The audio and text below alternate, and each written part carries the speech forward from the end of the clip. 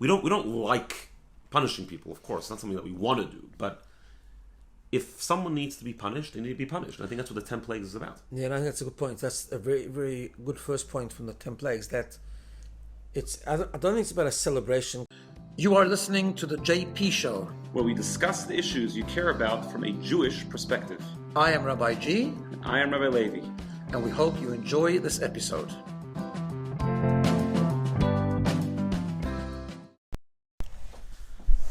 Welcome to another episode of the JP Show.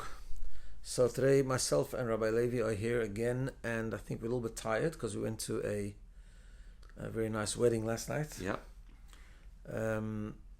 So I hope we make sense, but we'll give it a try. So Pesach's around the corner. Seder is one week from tonight, which we're recording this on Monday night, or Monday afternoon, I mean. So do you like the Seder? Is that the Joel part of the... Well, the Seder is unbelievable. We spoke about this a little bit last week. It's a very powerful experience.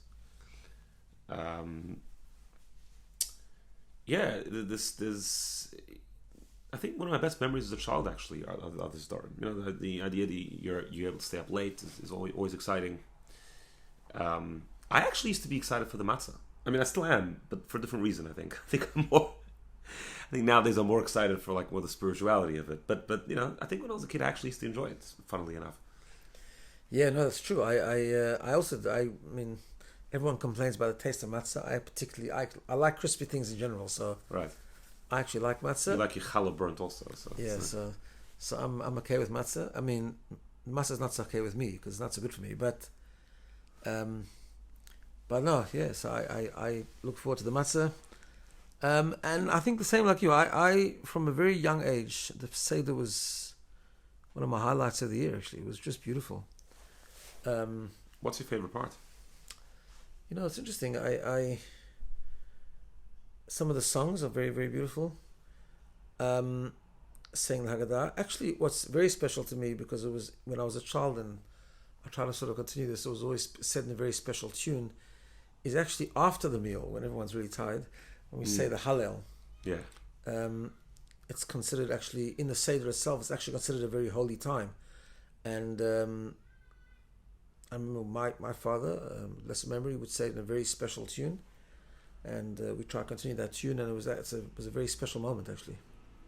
It wasn't anything said or explained. It was actually just chanting in a way, but it was just a very beautiful moment. Like it's late at night. You're already finished. You've said everything. You've talked. You've discussed. You're after 3 cups of wine. Right, exactly, after 3 cups of wine, and it's like kind of you're just doing it because you're capturing the moment. Like you know. No, for sure. Hallel in general for me is a highlight. Prayer, any festival we say Hallel.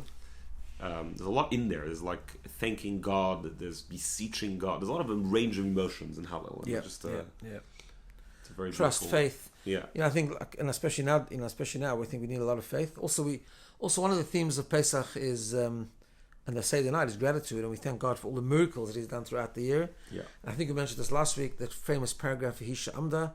That every generation they try to get us, but God saves us. And I think yesterday was an amazing display of that. I think it was amazing. The fact that Iran shot so many things to Israel and 99% of them were intercepted, I think is actually a modern day miracle. I mean, obviously so. It was we call enclosed within nature. But we know that ultimately everything happens from Hashem, and the chances of intercepting 99% of them, I think it's unbelievable. Yeah, what I thought about was last night that you had, like, within a very, very short time, you had a very serious threat, very serious. Yeah. And then just it all came to an end, which was amazing. And I just think, with that and many other things, the Seder this year is so important and such a powerful reminder of what it is to be Jewish and connected to God. And the miracle of Jewish survival. Yeah. So one of the things we talk about at the Seder is the 10 plagues. Was that a favorite for you as a child? Well, there's a lot of action there. Like, you pour out wine, and then it's, the wine spills, and and I think the story is also, especially for kids, it's just an extremely exciting story. blood and frogs and hail mixed with fire, and it's like a lot of I think when you guys were kids, one of crazy the stuff. one of the highlights was the templates because you all got very excited about the things you learned at school, Yeah, including like the funny things like that the frogs went into the ovens and in the beds, that the Right. frogs were all over, and I think little kids find that very fascinating. So, what do you think the significance of mentioning the 10 plagues is? I think there's a lot of things. I mean, something that literally just came to mind this split second. I think, which is also relevant to this year, I think we have to know that evil needs to be punished. This idea that we're just nice to everyone and everything is wonderful and we're always loving. I don't think we're always anything. I think it's we always have to do the right thing. For the most part, the right thing to do is to love our fellow human beings and to be nice and to be decent.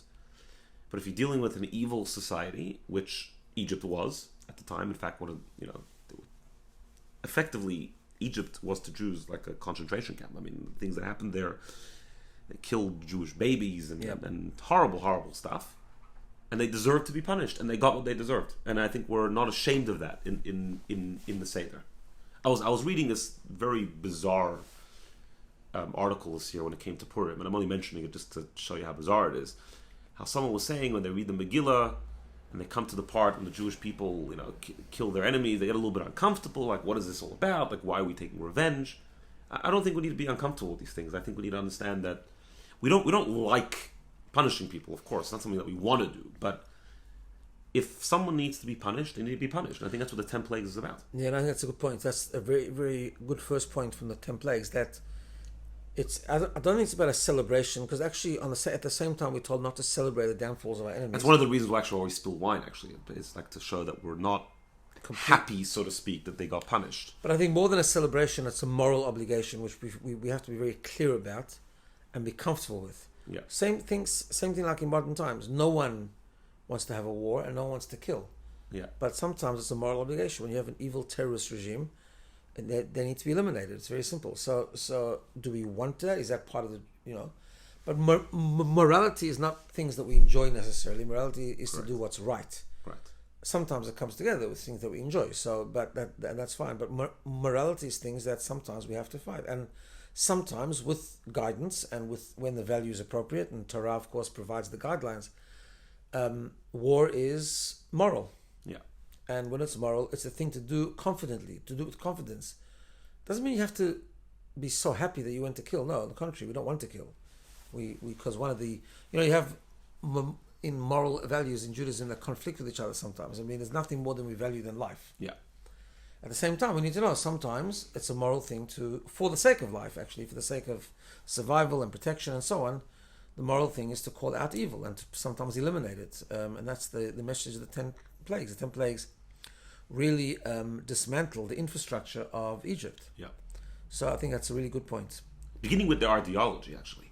In fact, the first plague of blood was because the Egyptians worshipped the Nile, because it didn't rain and the Nile would overflow into the fields. And so I think part of dismantling a society is not only getting rid of the evil people, it's also being very confident about dismantling their false ideologies, which leads to the evil. Which in Egypt was a pagan culture and very...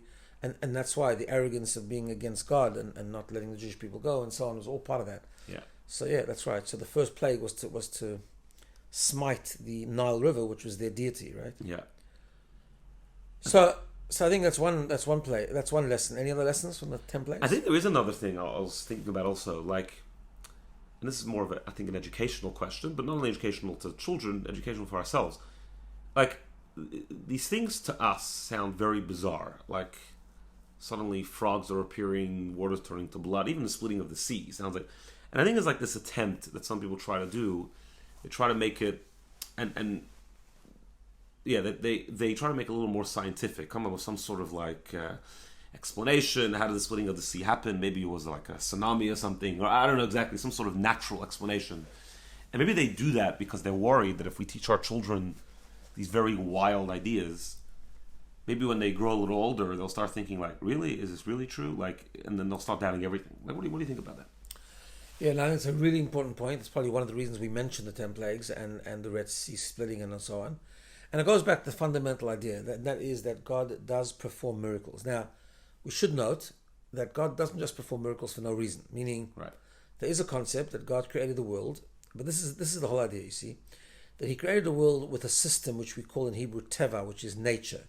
So the scientific cycle and routine of how the world functions. That is God's system, right? And he wanted that the world should run according to that system. So he doesn't break that system very often, but because he doesn't want to, because he could, but he doesn't want to because he wants the world to run according to that system of nature which he himself created, he designed. But there are some times when things are necessary, when salvation is necessary, God does perform miracles, right? Because he transcends nature. In other words, what miracles teaches us, and what remembering miracles teaches us, is that everything's from God. In other words,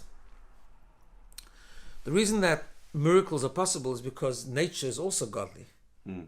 Nachmanides said that. Nachmanides said that actually there's no difference between nature and miracles. The only difference is that the one happens not so often and the other one happens every day. Right. So for example, why is the sun setting or rising in the east every day less miraculous than the sea splitting?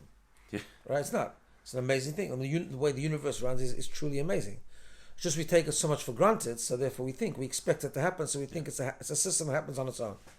But it's all godly. And God, there's a story in the Talmud about a great sage who came home and he was very poverty-stricken. And his daughter came out to greet him and she was crying, I think, and she says there's no oil in the house to light the Shabbat candles. So he said, what is in the house? And she says, only a little bit of vinegar, which of course is not flammable. So he said, well, what's the big deal? Whoever told the oil to burn can tell the vinegar to burn. And the story goes that she put wicks in the vinegar and it lit, right? Now, not everyone is in a position to be able to do that, but he was a very, very godly person. But the point is, the philosophy behind that is the same thing, that every day we get up and we have so many miraculous things that happen, like the sun rising, like the plants growing, the trees growing, the trees blossoming, and so on and so forth. These are all miraculous events, just they happen every day. That's all. They're godly events. And they happen according to a system, but that system is a godly design system, right? So therefore, when the sea splits or the plagues happen or frogs come out of the river into the ovens and so on, it's a miracle. It's a reminder that God is not bound by nature. He set the natural system into movement, but he's not bound by it if he wants to create a miracle.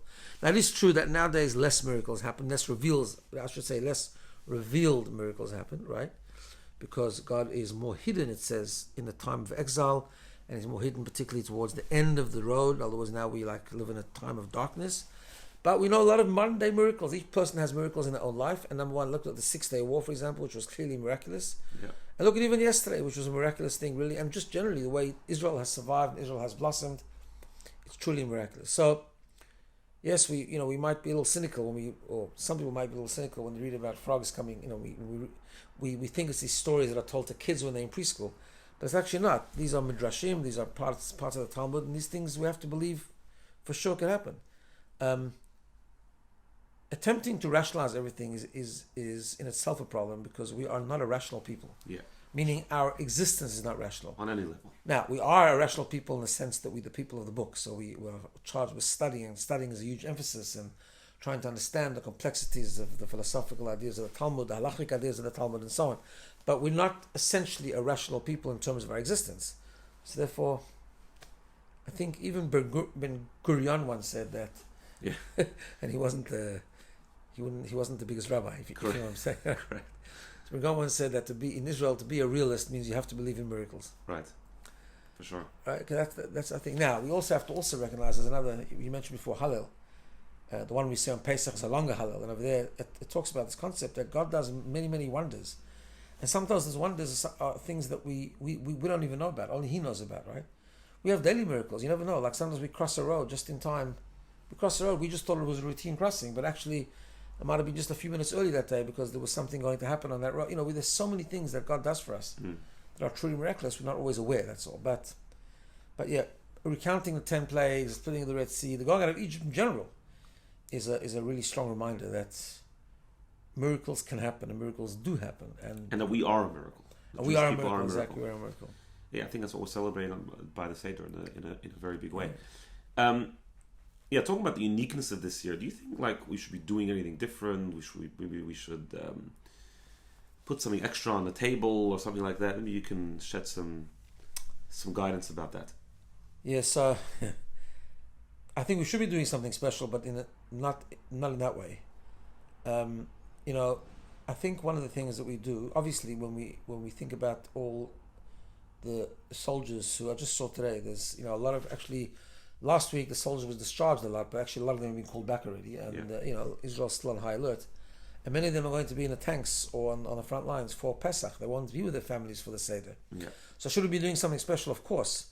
However, it depends what that means. One of the things that's not a healthy thing and not a correct thing, spiritually speaking and even halachically speaking, is to make up our own things, like right.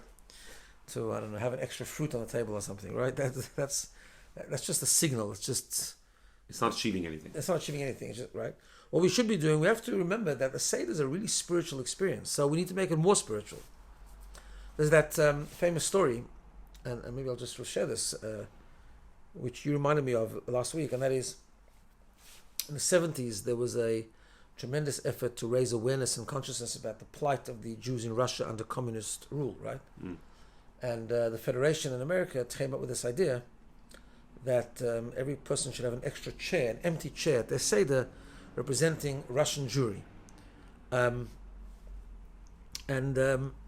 They wanted to get the great leaders of the Jewish people to agree and to sign on to this idea and to promote it and use their influence. So the Federation has sent a delegation to the Lubavitcher Rebbe, and they put this. His birthday is this week. Birthday is this week, right? The anniversary of his birth is this week on Friday, the 11th of the month of Nisan. And they put forward this idea, and they were waiting for his response. So the Rebbe started off by saying to them, he said, I think adding a chair to the Seder table is a very, very good idea, with one condition, that it's not left empty, right? That you fill it up. In other words, you want to do something extra, go find another Jew that doesn't have a Seder. Go find someone. He used to talk about, we have the 4 sons by the Seder. He used to talk about the 5th son, who's actually not by the Seder. And he's talk about how our mission is to find that 5th son and bring him to the Seder. Perhaps this year will be a good year to find all the 5th sons, all the 5th children. Yeah, no, because the point was, I think, that we have the 4 sons. One of them is a wicked son, right? Right. But the greatness of the wicked son is he might be challenging, but he's there. Yeah. He's engaging. He's connected, right? Yeah. So he's like, the worst thing is the 5th son that doesn't even, like you say, doesn't even make it to the Seder. So yes, I agree. So I think this is a good time to think about our Seder. How can we make it more spiritual? Maybe spend an extra 5 minutes on the Haggadah, sharing some insights, making sure everyone has shmura matzah to eat a big piece each night to do the mitzvah. Find someone else to fill up that chair, meaning to provide a Seder for someone who maybe doesn't have one or doesn't have a meaningful one. So yes, we should definitely be doing something extra. Our Seder this year needs to be different. There's no question about it. We can say a prayer at the Seder for prayer is always a good thing. Yeah. For our brothers and sisters, especially when we open the door for Eliyahu Navi. It says it's a very auspicious time to request things from God. But we shouldn't just make up new things so that we can feel good that we've done something. We actually have to put in the effort to enhance the Seder itself, I think. Yeah, definitely. Wishing everyone a good Yom Tov. Yeah, I think we're also going to take a break now for like 2 weeks. Yeah. We will be back right after Pesach. But in the meantime, again, like you said, wishing everyone Chag Kasher V'Sameach, a wonderful Yom Tov, and maybe we see the miracles of redemption in our times. Amen. With the victory in Israel and the complete salvation. Amen. Chag Sameach.